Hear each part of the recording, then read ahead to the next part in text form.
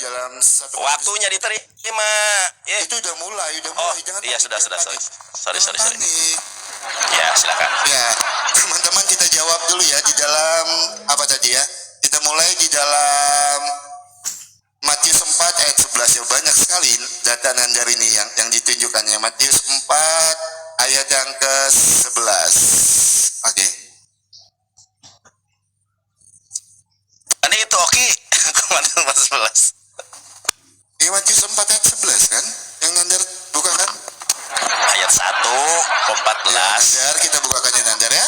Matius 4 ayat yang ke-1.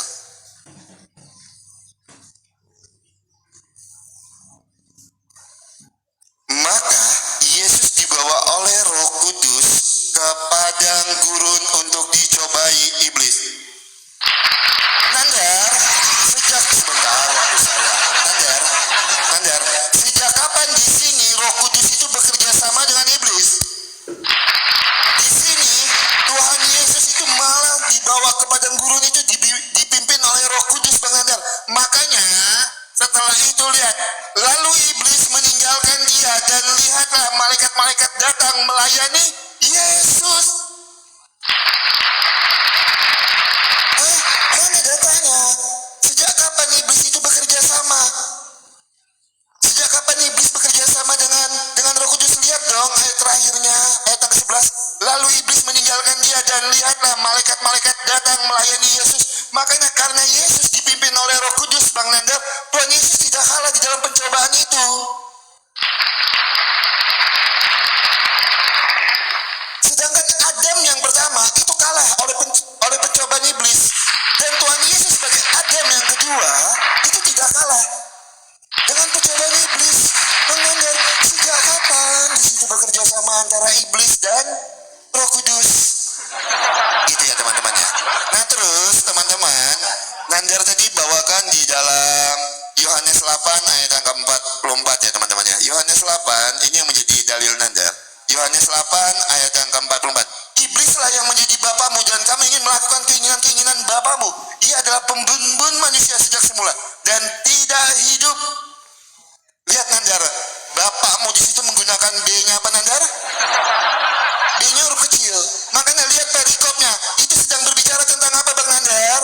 Keturunan Abraham yang tidak berasal dari Allah, yang tidak berasal dari Bapa Sang Sumber, yang tidak mengakui Yesus itu disalibkan. Maka iblislah yang menjadi bapaknya. Betul. Datanya betul. Itu. Nah jadi semua sudah ditanggapi ya teman-temannya. Nah terus Nandar, sebentar waktu saya Nandar, jangan dipotong ya. Nandar tadi bilang teman-teman, tidak ada korelasinya Ki pertanyaanmu jin dan iblis. Yang saya tanya dengan Nandar, jin itu kan iblis itu kan golongannya jin. Salah satunya. Nah ketika kalian itu bersaudara dengan jin, berarti salah satu golongan di dalamnya adalah iblis. Memang Nandar ini teman-teman, Nandar ini ya teman-teman ya, kalau berdiskusi itu memang loncat-loncat. Karena apa? Tidak mampu menjawab. Nah terus masalah arsinya Allah, sekarang saya mau tanggapi. Ya kalau kita lihat di dalam surat Hud ayat yang ke-11, ya di dalam Quran 11 ayat yang ke-7, Quran 11 ayat yang ke-7. Kita bacakan. Dialah yang telah diciptakan langit dan bumi dalam nama saya, serta itu sebelum itu arsinya di atas air. Tunjukkan saya data kalau air di situ bukan air yang ada di bumi. Ya, terus di dalam Sahih Muslim 5032, di sini air yang ada di bumi. Tunjukkan saya pakai data dan dalil. Jangan pakai asumsimu. Ya, saya bukakan di dalam Sahih Muslim 5032. 5032 teman-teman. Sebentar ya.